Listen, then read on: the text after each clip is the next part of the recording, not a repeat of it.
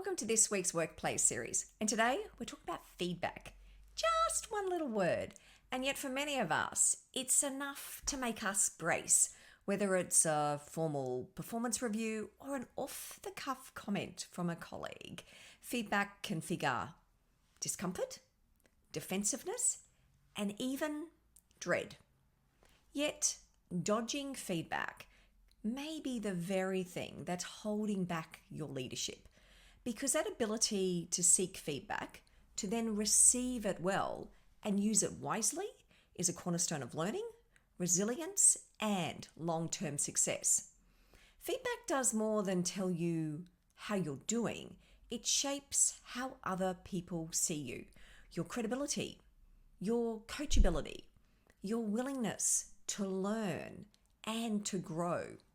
Now, one of the reasons why feedback can feel hard is because of negativity bias. Now, imagine this. You're receiving two pieces of feedback on the same day. One's glowing.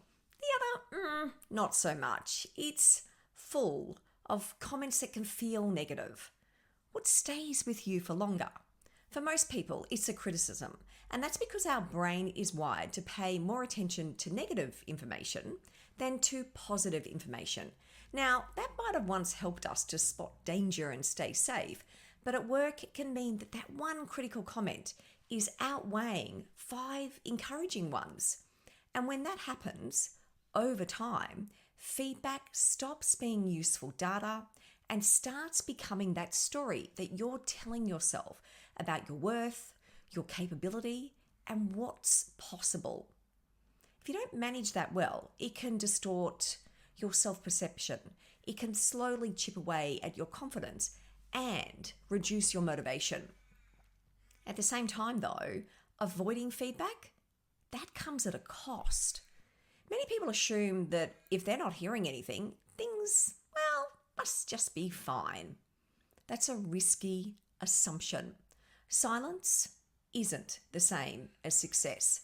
Sometimes the absence of feedback can actually mean that people, they've just stopped investing in your growth because they don't think that you're listening, or it means that you're operating on assumptions rather than on evidence.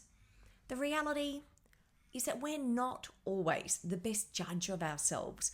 We can overestimate how clearly we're communicating, how well we're leading, or how effectively we're working with others. Feedback gives you that mirror, that external perspective that you can't create on your own. Without it, there can be a gap between your intention and your impact. You might believe that you're being effective, or the people around you are experiencing something that's quite to the contrary. Now, of course, not all feedback is equal. Some feedback, it's thoughtful, it's grounded, and it's genuinely intended to help.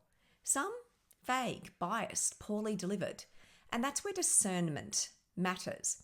When you receive feedback, it's helpful to consider 2 things. Firstly, what's the intent of the person who's delivering the feedback? How are they trying to help? Or are they being driven by frustration, competition, or self-interest?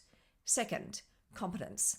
Do they have experience, knowledge, or perspective that's relevant to what they're commenting on?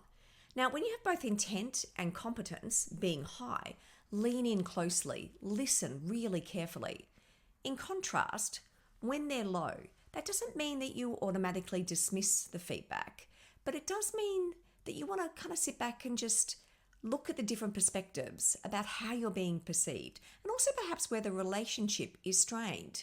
Because the goal isn't to blindly accept all pieces of feedback that come your way, nor to just reject everything defensively. You want to stay curious. And that's why self-awareness matters so much when it comes to feedback. You can't grow if you don't understand yourself, if you don't understand how others are experiencing you.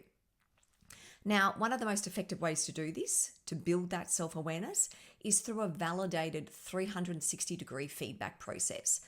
Now, I've gone through this many times through my career, and what it gives you is that fuller picture of your leadership, because it's drawing on perspectives of the people who work with you, whether it's your boss's boss, your peers, your direct reports, stakeholders, clients. and it helps reveal where that self-view aligns with others' experiences of you, but also where there's gaps. And those gaps matter because they point to directly where growth might be needed. So, how do you build that feedback muscle? Firstly, you want to identify that growth edge. When feedback is useful, acknowledge where you can do better because that shows maturity and it also shows ownership. Second, accept the emotions that can come with getting feedback that's hard without getting trapped in them. It's natural to feel the sting when you get some feedback. Pause, breathe. Don't rush to justify or argue. Give your space time to reflect. Third, ask for feedback regularly. Don't wait for an annual performance review. Make it part of your everyday work. Ask simple questions such as, what's one thing that I could have done differently next time? What's something that I could do better in future meetings? Fourth, clarify vague feedback. If someone says something like, be more strategic, ask, well, what would that look like in practice? If feedback isn't clear, it's hard to act on. Number 5, show appreciation and act on what you hear. Giving honest feedback takes courage. So when people see that you're listening and responding, that's going to help elevate trust. Number 6, reframe feedback as fuel. Feedback, it's data. It's not a verdict on your value. It's just information that you can use to sharpen your judgment, strengthen your influence, and improve how you lead.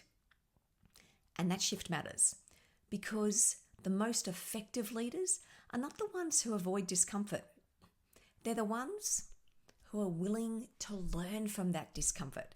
So if you want to grow your leadership, strengthen your relationships, and build your impact wisely, don't wait for feedback. Don't wait for it to find you. Seek it, listen to it, and use it wisely because your response to feedback says a lot about your capability and willingness to lead and to lead well. Take care. I'll see you next week.